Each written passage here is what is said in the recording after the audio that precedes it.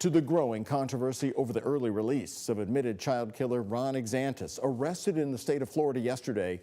Today, the sheriff's office there talked about why they're going to be sending him right back to Kentucky.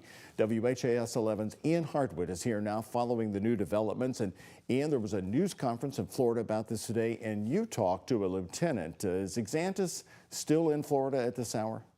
Doug, yes, he's still in custody in Marion County, Florida. This is about an hour and a half northwest of Orlando. That's where Exantus chose to spend his supervised release, but he will be sent back to Kentucky after failing to register as a felon.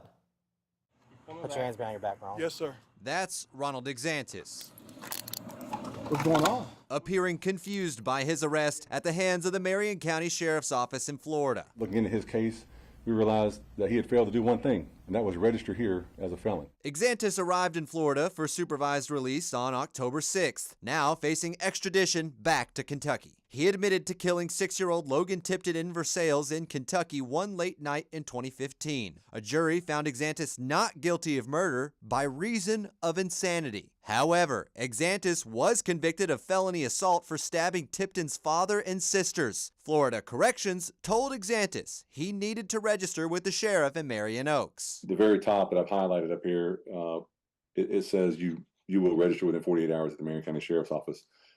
His signature at the bottom of that, so he recognized and acknowledged that.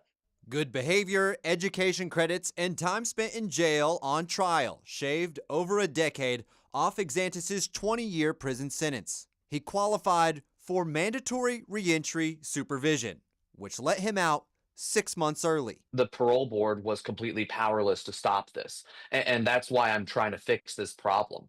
Because if it was up to the parole board, Ronald Exantus would still be in prison in Kentucky. Northern Kentucky State Representative T.J. Roberts wants to completely wipe out the reentry program.